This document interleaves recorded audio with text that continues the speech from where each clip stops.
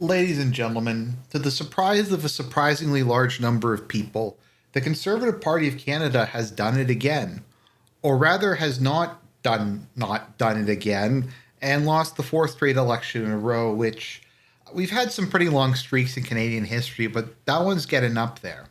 And there was this widespread expectation, at least until about a month ago, that the Conservatives were going to win, that the Justo junta, that Maple Macron, that the last 10 years were just so bad that there's no way that the Conservatives could screw it up and lose. And they screwed it up and lost. Although, to be fair, it's a little bit more complicated than that, and we'll get into it. But as is the norm, whenever the Conservative Party of Canada loses an election, there is going to be bloodletting. There's going to be a night of long knives. There's going to be purges. Uh, Polyev might get overthrown in a palace coup. They'll probably put a completely different wing of the party in power who will purge the other wings of the party. And then the party will lose all identity and cohesion for the next 4 years.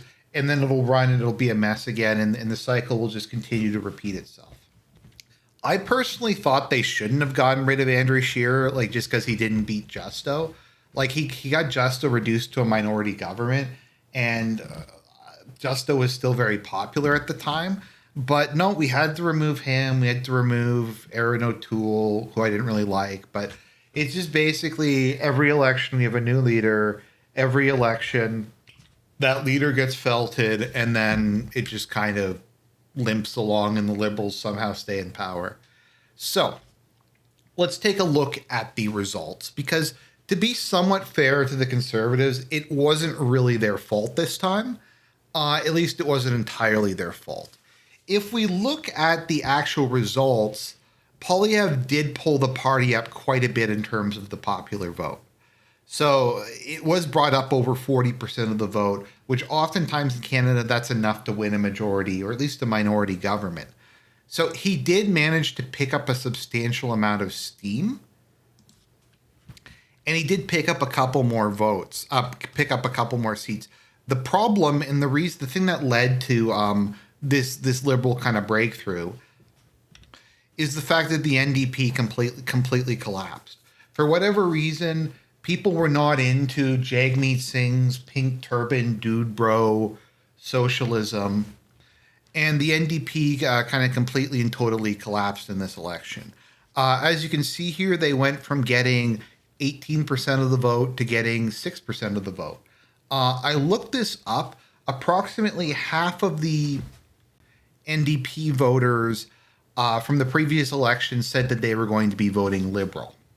And I mean, if you look at this, it almost maps perfectly. The NDP lost 11%. The Liberal Party gained 11%.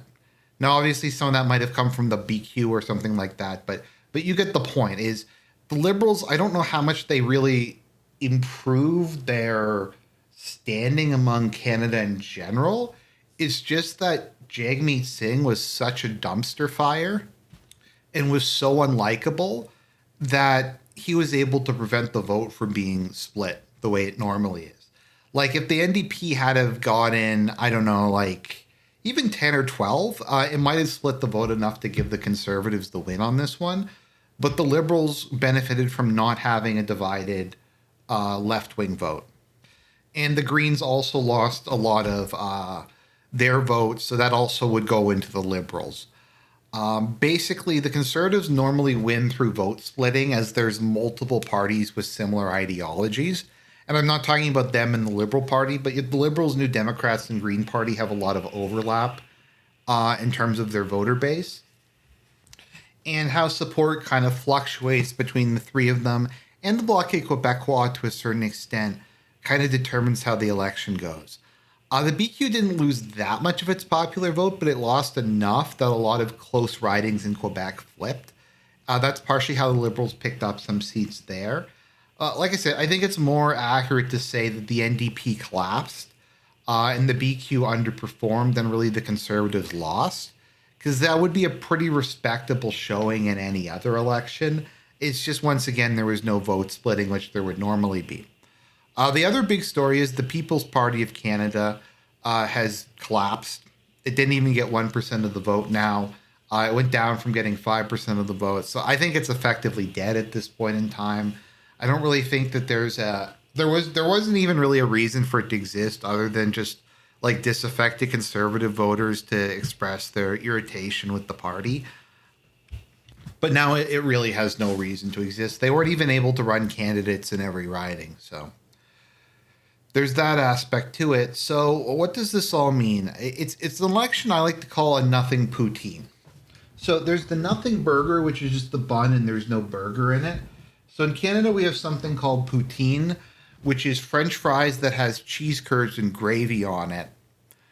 And a nothing poutine is you order a poutine and they just give you the fries. And they're like, this is your poutine, sir. And they're like, but where's the cheese curds? Where's the gravy? And they're like, sir, this is a nothing poutine. So the Liberals picked up some seats. The NDP lost some seats. The Liberals need 172 seats for a majority. I think they actually, since this has come up, they're up to 169. So it's close, but they don't have enough for a majority. So in order to govern, they're going to need the support of one of the other three major parties. Obviously, the Conservatives are not going to support them. The BQ probably won't either. So it's up to the NDP. So we're going to have another coalition. It's not exactly a coalition. It's something called a confidence and supply or a supply and confidence agreement. What that means is the NDP will not get any cabinet ministers positions, but they will support the Liberals on votes like the budget or other confidence votes. But then again, we don't know exactly what's going to happen. In Canada, you have to get a certain number of seats to retain party status. If you get below that number, which I believe is 12, you lose official party status, which just means a lot of your funding, your business, like you're funding your office budget, the ability to ask questions during question time, a lot of your privileges go away. So the NDP has just had their privileges revoked, and they've been reduced to a shadow of their former selves. So the question is, what will the narrative be? And I have three narratives here. We have the conservative narrative, we have the Canadian narrative, and then we have what I think happened. So I think what they'll say, and this is what they say every time they lose, the party wasn't inclusive enough. They didn't do enough to reach out to new Canadians and ethnic minorities. It just wasn't enough, guys. There's still this impression that the Conservatives are the party of like old white guys, and we have to do more to change that perception. We need to run more Indian candidates. We need to, I don't know, whatever it is. We just need to embrace diversity more and embrace multiculturalism more and be more pro-immigration. I think is probably one of the takeaways, because that's always the takeaway, regardless of what happens in this country. The second narrative will be the liberal media screwed us over, which is true. I mean, to be fair, the media is overwhelmingly, if you think the media is liberal in America, it's like all of the news channels in Canada are like MSNBC, but like even more left wing. The only right wing media channel we had basically got shut down. So it's pretty bad. And then we have a state funded broadcaster, which is overwhelmingly biased in favor of the Liberals. So to be fair to Conservatives, that is true. That is a disadvantage. The third narrative point is that this is because a lot of frankly retarded people in Canada thought that Pierre Poilievre was Trump. And this was a widespread thing, and people were saying, well, Poilievre is Trump. He's the Canadian Trump. If he gets to power, we'll get to that in a second, then he will sell Canada to America. He wants to join America. He's MAGA. He's MACA. Make Canada great again. No, MACA, or whatever. He's whatever that would be. And if we let him come to power, he'll do all the same stuff that Trump did. And I think that was a widespread belief among the Canadian population. So that was partially what contributed to it. I think that is actually a fair and accurate thing to say. Then we have, I've seen this a lot. This is Bernier's fault. This is the fault of Bernier. This is the fault of the People's Party of Canada, because there was maybe 6 seats that would have been flipped if all the people in the People's Party of Canada had gone and voted conservative and just held their nose and stopped purity spiraling and stopped saying that things like immigration matter to them. You just have to vote for the man in the blue turban, and then everything will turn out okay, I guess. So that's the cope that I'm seeing. Even though that the People's Party got less than 1%, that like the narrative I'm seeing from a lot of these people is, it's not that we sucked.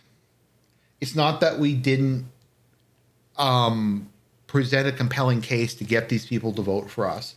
It's not the fault of Liberal voters, NDP voters, Bloc Québécois voters, other third party voters, the 30 to 40% of the population that doesn't vote. It's not any of those people's fault. And it's not our fault because we weren't able to get votes from them.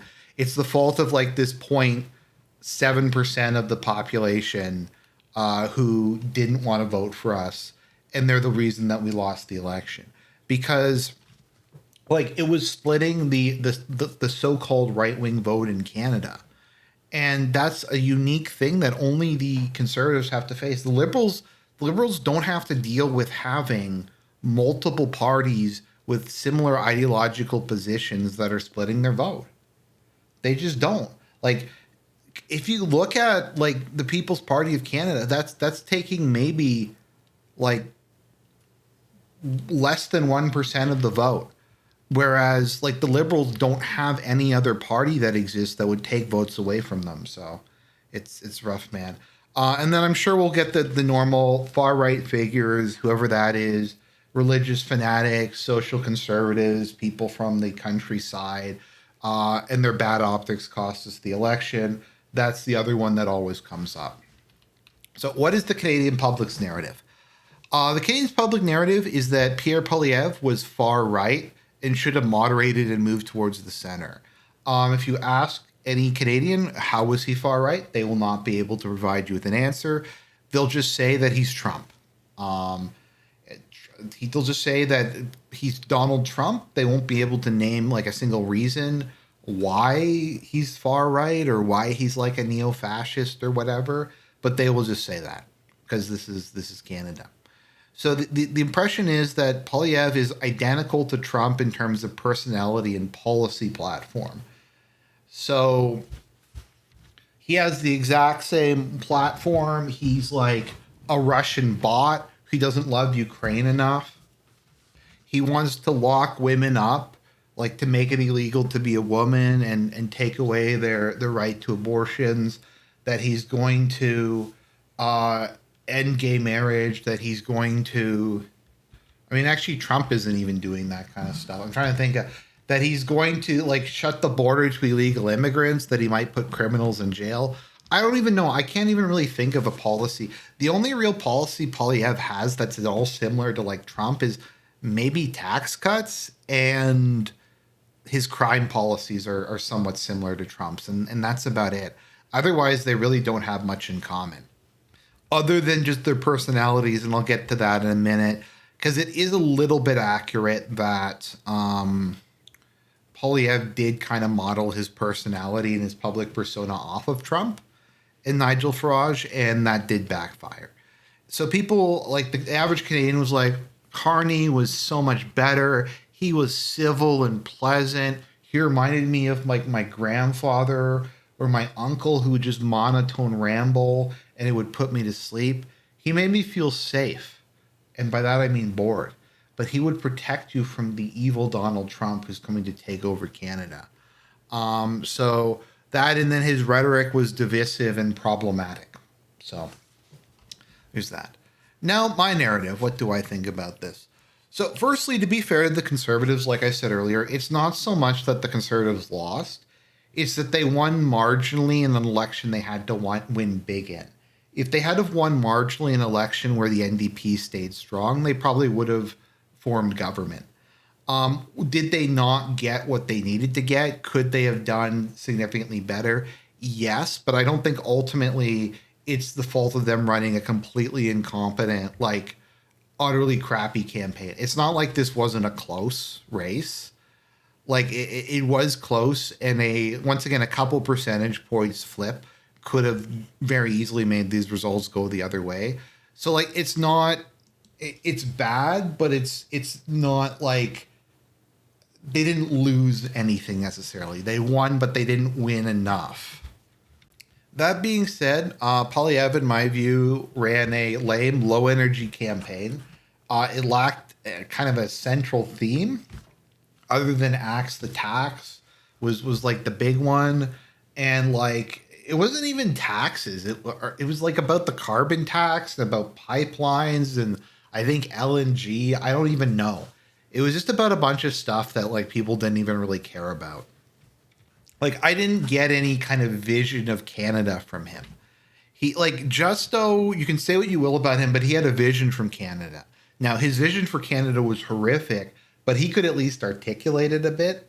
Mr. Harper could at least articulate like his version of Canada, like to be America but better. I don't like know what Poilievre even wanted to do with this country. And like that was kind of working when Justo was still in power because everyone hated Justo. And it looked like he was going to win the election by 20 points and get like a supermajority because Justin Trudeau sucked so much that all he had to do is just say, I'm not Justin Trudeau, and people would vote for him. Unfortunately, Justo lost, and that left him with Axe the Tax and LNG and I don't know, the energy corridor from east to west Canada or whatever it was he was talking about. So he was just not able to effectively tie Carney to Justo. Carney pulled a Karma Houdini. He was able to say, look, your platform is you're not Justo. I'm not Justo either. And so that kind of negated it. And like Poilievre kind of very ineffectively was like, yeah, but you're the leader of the party that did all the stuff that Justo did. It's like, I don't know. I was off in New York, like, or the Bilderberg Group or the WEF and running the Bank of England. Like, you can't put any of this on me, even though I'm heading the party that Justo headed and my policies will probably be similar to him. You can't put this on me. I'm not to blame for any of the stuff Justo did.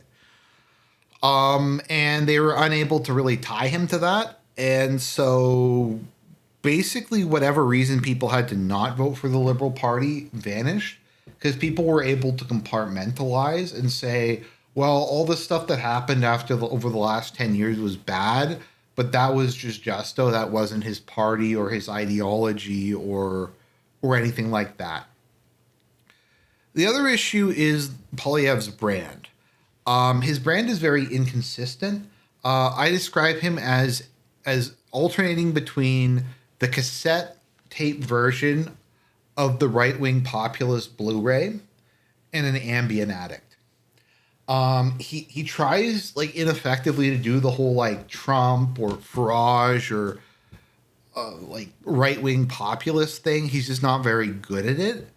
And he doesn't lean into it as much. And especially like once Trump became the nominee and eventually won, he couldn't really lean into it anymore because Trump had his like bad optics where he kept talking about wanting to annex Canada and stuff like that. So he had to drop the Trump persona, or like the Canadian Trump persona. And then he didn't really have anything else left. Like that was his big shtick, that he wasn't Justo and that he was like this charismatic, like cool kid.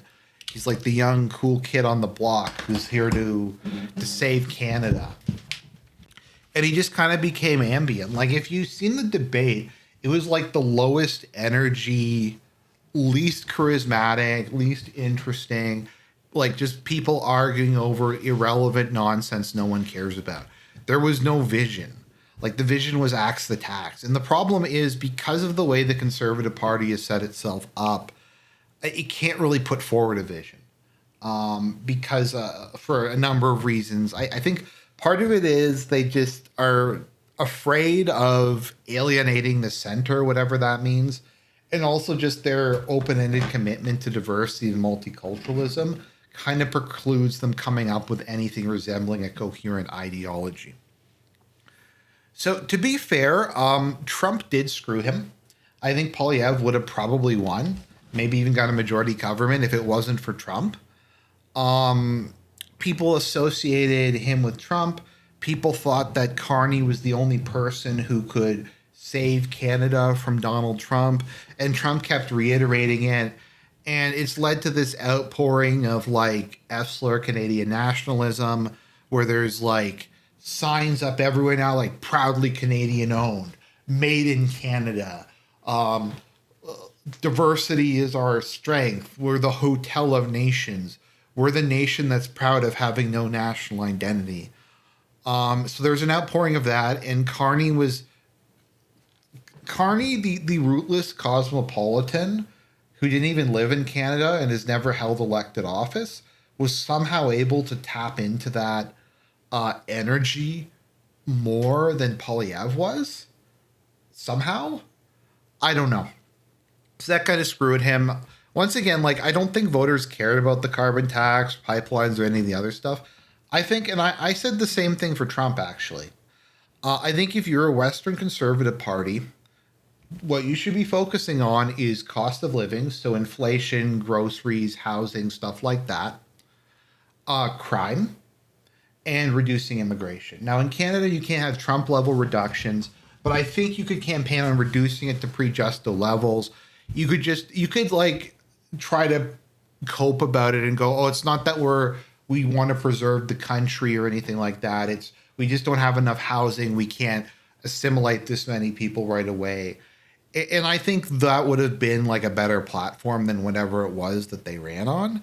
Like their crime policies weren't bad, but I think I just don't feel like they really reached out to people's like lives and were able to kind of be relevant to them. So what happens now? Well, the Liberals will revive their agreement probably with the NDP. The Liberals are only 3 seats short of a majority. If seats start flip, and there's a non-zero chance that you might have some defections. Now, floor crossing is not very common in Canada, but it does happen. And it would only take, I think, like 2 or 3 people crossing the floor from another party to join the Liberals to give them a majority. I mean, if the NDP, like, people were smart, maybe some of them will walk across the floor and become Liberals.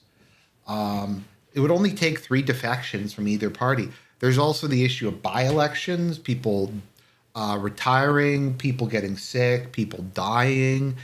Anything can change this fragile balance of power really easily.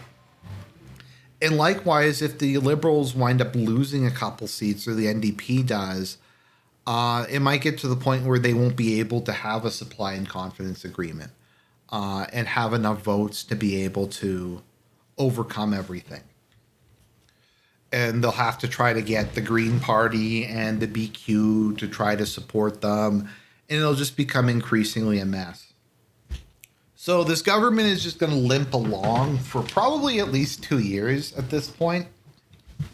The Liberals kind of sort of maybe have something resembling a mandate. The NDP is in crisis. They're going to have to get a new leader. They're going to have to figure out what they're going to do for the next couple of years and try to rebuild. And they're not going to want a new election until they feel they're ready. And so they have the balance of power. Unless Carney thinks he can win an election and get a majority government, and he calls one sooner. So I would not be surprised if this one lasts like the full term. I'm sorry to say. There's a possibility maybe in 2 years we have one, but I just think for the moment it's just going to continue on as is. There's also the question of whether or not Polyev is going to be allowed to stay on. He lost his seat, but I think he said he's going to remain leader of the Conservative Party. I think if the Conservatives are able to make it without completely falling apart for the next couple of years, they probably have a very good chance in the next election. Part of why Carney won is because he was unknown. He was not Justo. He was a Liberal who was not Justo. If he gets a bad or mediocre record, then the shine will have worn off of him. The fact that I'm talking about Mark Carney having shine is is not good. But that's what I think. So I don't know. Once again, we're going to have a lot of coping from the conservatives. I don't know if they're going to try moving even more in a left wing direction, or if they're going to listen to some of their base, or what's going to happen. It kind of doesn't matter to a certain extent. Like I would have preferred the conservatives have won. I'm not like a fan of theirs or anything, but their policies on free speech and crime are better. They're not like pro crime like the liberals. So I mean that's something, and I might have gotten a couple extra bucks on my paycheck, but it's just kind of pointless. It's Canadian politics. It's fun to watch. It's fun to comment on, but it's just there's a sense from a lot of conservative parties that they're owed your vote. That if you're like a right leaning person, it's just your job to vote for them, and you can't ask them for anything. They're just entitled to it. You aren't allowed to go anywhere else because if you don't do it, then Maple Macron will take power or Justo will take power, and we don't actually have to offer you anything.